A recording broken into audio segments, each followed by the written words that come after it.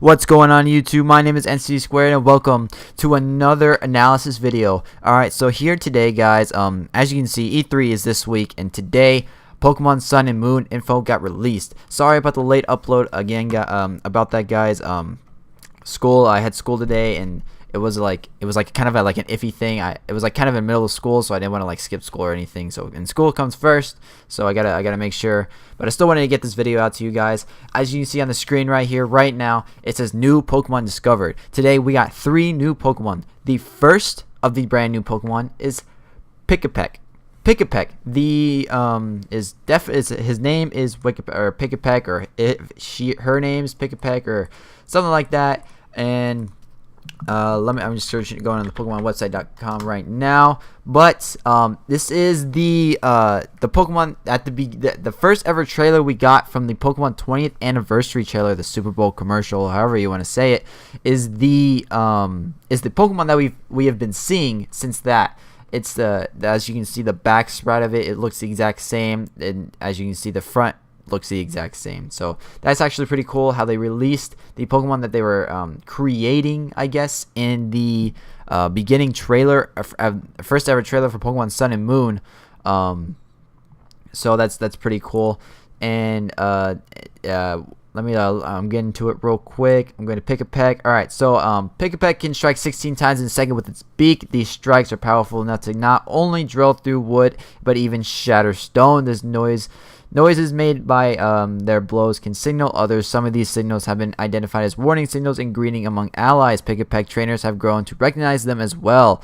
Pikipek will attack distinct opponents by zipping seeds at them. These shots have enough strength to embed the seeds in tree trunks. So what that means, it's pretty intense Pokemon. It's got according to some other news and information, I'm probably gonna try and get that that picture as well. It's probably already on the screen already. If not, oh well. One of it's normal flying type, so it's technically the original bird Pokemon that you see at the beginning of every route, like Pidgey or Hoot or Fletchling or I forget the others, but Starly and Pidove. This is the beginning starting flying type Pokemon, and its abilities are Keen Eye and Skill Link. Now, Keen Eye, we all know, is that you cannot lower its accuracy, I believe, but I'm not sure what Skill Link is, so let me look that up real quick. I need to brush up on some of these abilities. I know what most of them are. I'm not sure what all of them are.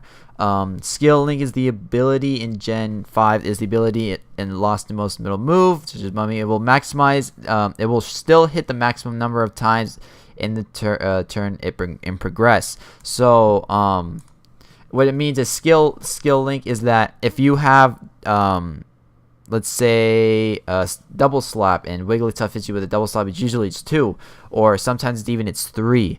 Or if it were to have Bullet Seed, it would hit, instead of hitting like 2 to 5 times, it would automatically hit 5 times without fail. So one of the moves it's probably gonna get is Bullet Seed, because it flies seeds everywhere. And another move it's gonna get is Fury Attack, and Fury Attack is actually gonna be pretty helpful early games because it's always gonna hit 5 times. Now I'm guessing Keen Eye is probably gonna need its main ability, and Skill Link is going to be its second ability because of all the bird Pokemon we've seen. If most of them have had Keen Eye, so that's pretty cool. Some more. There's not much more info other than the fact that it's the Woodpecker Pokemon, and that's about it. The next Pokemon on this list it's pretty cool looking Pokemon. Is Yungoos. Now, when I first heard this name, I was like, oh, is this a pre-evolution to Zangoose? But it's not. It's actually a completely different looking Pokemon. Now, don't lie to me. You obviously can see it. It's all right there in the hair. Donald Trump is in Pokemon, guys. I would never expect it. But let's be real here. Going on to this next slide right here. It's got the ability Stakeout and Strong Jaw. Now, Strong Jaw is a move that anything with having to use the jaw, it bulks it up. Yungoos have an ability that no other Pokemon discovered has previously had. This ability is known as Stakeout. With the Stakeout ability, these Pokemon can deal twice the normal damage to any Pokemon that switch in or enter the battle the field mid battle. So if you try to, let's say if the opposing gym leader has like a grass or like a regular type out, and it switches, and the ability Stakeout is on Yungoos, then the move will do twice as much damage. On a competitive standpoint, that's actually very like dangerous to have, because especially if this Yungoos has another another stage evolution, or 2 stages of evolution, that's going to have a very powerful impact on the change of battle. So if this gets an even bigger second, like very powerful second evolution or third evolution, even if it has that, we're not sure, it can actually get pretty bulky, and like not pretty bulky, but like do a lot of damage to the Pokemon that's coming in. That's actually pretty dangerous for a competitive standpoint. It could actually go up to like even OU, if anything. And then going into that, we have our net. Like, I don't know. That's all I have for this Pokemon. The Angan sprite looks pretty cool. It looks like a ferret or something like that. It has the name of Zangoose, but it also kind of has the similarities to Furret. That's actually pretty cool. But we're gonna move on to the next Pokemon. The next Pokemon is going to be I believe his name is Grubbin. Now, Grubbin kind of looks like the new Caterpie Weedle. It kind of looks like the new Swaddle. Not Swaddle. It's like the beginning bug type Pokemon you see in every route.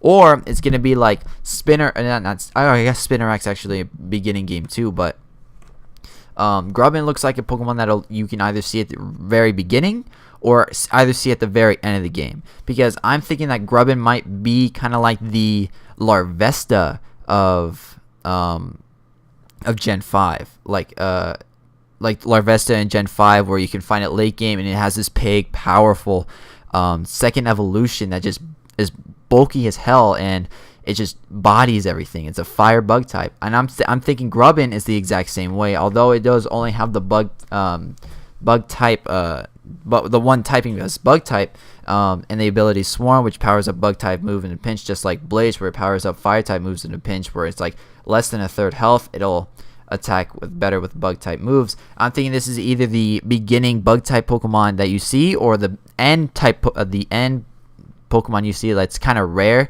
but not exactly a pseudo. You know what, if you get what I mean. But since both enemies that are attacking both have a Rowlet, and both has a Rowlet, I'm guessing this is the beginning bug Pokemon that you see in every game. But that would be pretty cool if this was like some kind of rare encounter that you see, and when you find this Pokemon, it's actually like one of the best Pokemon, not one of the best, but one of the best early game Pokemon, because it ends up turning into like Volcarona or something like that. But we can never be sure. But going on to the next topic is the mythical Pokemon Magearna. Now, Magearna is a Steel Fairy type. Is one of the Pokemon that earliest that ever Pokemon we have seen. Magearna. Am I saying that? Magearnia. I'm not sure how to spell it or say it, but that's actually pretty cool. Oh shoot. Never mind. We're gonna keep going. Yeah, because Pokemon and stuff. But Magearna has the ability called Soul Heart, and let me look up what Soul Heart does. The Magearna's ability. This is all on the Pokemon website, by the way. You can definitely go check it out and just read up on this all yourself. But Magearna's ability is the Soul Heart ability, a new ability no previous Pokemon has had before. Soul Heart is the effect of raising Magearna's special attack by 1 each time a Pokemon in the area faints. This is a new ability this is the new ability, one that can be put into good use in battle. So I'm guessing this is I was going to guess, but as you can see in the next few slides, that we are in a battle with Pangoro and Crocodile against a female trainer. You can obviously there's an next to Eevee, and in the video that you see on the Pokemon YouTube channel, the Pangoro knocks out the Eevee. The Eevee faints, and Majarna gets his soul heart boost. Now, and it raises special attack by 1. At first, I thought this was kind of like a move called kind of like the move Retaliate, where if you send in a Pokemon after it faints, like if you send in like a Tauros or a Vigoroth with the move Retaliate, and you strike the Pokemon with Retaliate, that move does like twice as much damage. But after further looking into it, it actually raises special attack by 1, and as you can see in the next slide, it actually activates the second Eevee faints, and its Soul Heart raises attack and special attack raises. And then the next few seconds we see the new move called Fleur Cannon. I'm not sure. I'm pretty sure the Fleur Cannon is a fairy type move, because just the way it looks, but I'm not entirely sure. I'm not entirely sure on the Fleur Cannon typing. If you guys let me know in that section below, that'd be really appreciated. But continuing further, this Fleur Cannon looks very powerful. Almost looks like Moonblast if it were a fairy type move. I'm going to guess it's a fairy type move because Majarna is a fairy type Pokemon, and it doesn't look like it's steel typing at all. But continuing, it obliterates this Pangoro due to the fact that it's the dark fighting type, and this Fleur Cannon looks like it's gotta be at least above 100 base attack, but it looks like it could be very ineffective in accuracy. So it looks like it could be around 80% accuracy, 75% accuracy. It looks like about that, and then about that range of accuracy though, because I'm not sure the accuracy of Moonblast, but I'm pretty sure the accuracy of Moonblast isn't exactly 100%. And then continuing next, we have a brand new mode, battle mode. As you can see before, if you've watched other YouTubers, they've played all for free-for-alls, and they've battled to where you just you go into double battles and you send out a Pokemon, but instead of attacking the other team's Pokemon, you can attack the other team's Pokemon and the Pokemon beside you, your partner's Pokemon, and making it a free-for-all. But now, instead of that, we have a brand new battle mode where we have Battle Royale. Now, as you can see in the pictures right here, we have 2 female trainers and 2 male trainers. We have Moon, the girl, we have Elio, the boy, and Celine, the girl, along with Sun, the boy. But before we get into Battle Royale, I wanted to pick this picture a little bit more. As you can see on the left, in the green, Moon and Celine, it looks like we have character customization is in fact confirmed. We have the hat change from the glove to a regular fedora, and then the hair change, and then the eye color change, of course, but that's at the beginning of the game. We also have a shirt change along with shorts change. I believe the shorts are different. I can't exactly see from this picture, but it looks like that they are that character customization is a big factor in this game. And then if we look at the boys, Sun and Elio, we can see that their shirt is different along with their shorts. As you can see, one has darker shorts, one has lighter shorts. But I cannot see the hat changing. It looks like they didn't add the hat, but it looks like that. I hope that we can change the hat. That'd be pretty cool, like we can do in Sun and Moon. Not Sun and Moon and X and Y. I'm pretty sure we could change the hat. I'm not sure. I never really got into customer character customization as I did before. But let's go into this picture a little bit further. I think it says Sun and Moon in the end, but I believe the 2 names in the middle are the 2 names that the given are for the Pokemon names that for the rival for your partners. So like in the male generation for Gen 3 in Emerald, the male name was Brandon and the female name was May. So in this, it looks like the male name is going to be Elio and the female name is going to be Celine.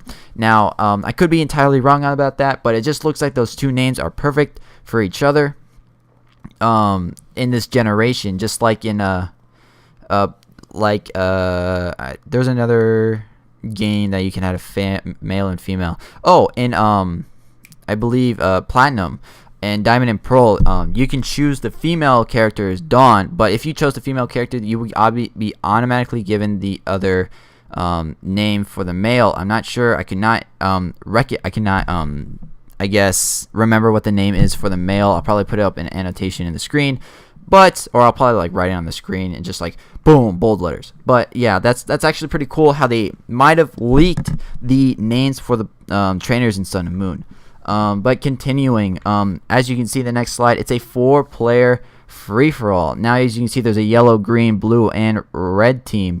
The red team is hosted by Charizard. The yellow team is hosted by Haxorus. The green team is hosted by Tyranitar, and the blue team is hosted by Gyarados, as you can see in the video. If you want to check out the video, the description is in the description below. But it looks like a free-for-all. As you can see, we can see looks like a Litten, a Popplio, a Rowlet, and a Pikachu. I believe there's a Pikachu down there as well. And continue on to the next slide. We have match time, which is about 1 hour. We have a move time, which is about 60 seconds. But what I want to focus on is the little punches, as you can see. They're all level 5. They're all the same level. It looks like we have Litten in 4th place with the lowest amount of health. Popplio in 3rd place with the the third most health. Rowlet in 2nd place with the 2nd most health, and Pikachu in 1st place with the most health. Now, I was looking at this picture earlier, and I was thinking that, like, oh, Pikachu and Rowlet have the same, about the same HP. Why is Pikachu in 1st?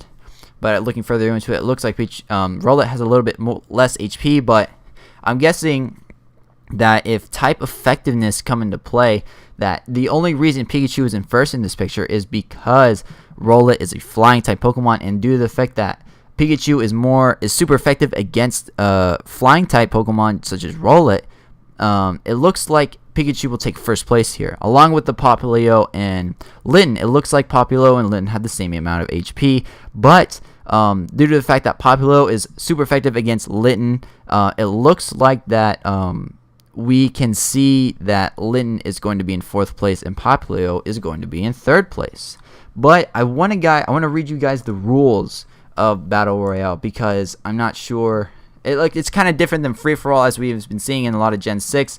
Pokemon Sun and Moon feature the addition of a new battle format that has never been seen before, the Battle Royale. In the past, Pokemon battles have been generally battles from one trainer against the other, but in these battles, 4 players divide in 4 ways battle that pits each trainer against each other in 3 furious melee, so Battle Royale. Everyone can feel the thrill of battle. The Battle Royale, 4 trainers jumble in battle together, but these rules are simple. Each of the 4 trainers chooses a Pokemon that sends 1 Pokemon into battle at a time. These Pokemon is over the end. The battle is over at the end of any turn when all the Pokemon of one trainer have fainted. So instead of going all the way to the end to see who wins and who's last to standing, it automatically ends the second an entire player faints. All 6 of that trainer faints. So the players are ranked, and a victor is declared winner based on the Pokemon each defeated and the number of Pokemon each has remaining in battle. So I'm going to assume if all 6 players, all 6 Pokemon are knocked down at 1 player at the beginning, it looks like that it automatically ends. And especially it kind of figures that since we all have 6 Pokemon, it's a 3v1 basically, and if 3 people gang up on 1 person, each person knocks out 2, who is technically the winner. That kind of defeats the purpose of being able to have a free-for-all. It looks like you just gang up on 1 person and end the battle quickly, and then you can go into a 3 battle royale. But continuing with the description, it says, while these rules are simple, they will also allow players a new way to enjoy Pokemon battles, one where new strategies may be born, as each player must try to predict who will attack whom, or way acting to save a player who's in a pinch in order to aim for the other one in position. So it looks like free-for-alls, of course, where you can gang up on 1 person, or you can help another person by teaming up with another player. But I also kind of want to see if this is ever going to go competitive. I don't believe that this will ever go competitive, because it's just like the second you knock out someone, that person's done. Like I don't believe and there's no way of being able to say, oh, this person is the winner, because you have 3 people.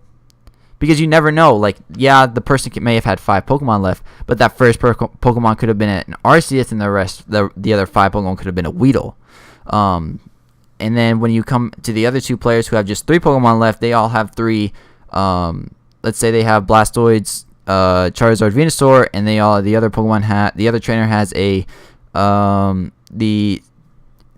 I guess Chespin or a Chestnut. They have, and then they just have the other three starters in Pokemon X and Y, and it's just how are you going to determine that winner? If you I guess just knocking out the Pokemon, but I mean you could once one player could have knocked out all 6 Pokemon in one player, and then you could have one winner, but the other 2 trainers didn't knock out anything, and that's kind of like, oh hey, this person won, but they only knocked out 6 Pokemon. How are you going to decide how the other 2 players played out? And that's kind of like my little iffy thing on it. It definitely looks pretty cool, but that's probably my only problem on it. But I think that about wraps it up, guys. That about wraps it up. Thank you guys for watching. Appreciate all the support you guys give on this channel. Make sure if you have any questions or any comments, or you guys want to ask, like, just yell at me for something I missed, please make sure to go smash that comment section below, and especially smash that like button below, because it all is appreciated, guys. I like making videos for you guys. It warms my heart every time you guys hit that like button or hit that comment section below. Please subscribe too. That's pretty cool. Just you want to make sure there's updates. There's a bell you guys can click that makes you alert that when my videos go up, or if I'm having a late video, check out my Twitter. That'll be like a main source of where to go. Thank you guys for watching. Have a great day, and I'll see you in the next one. Peace.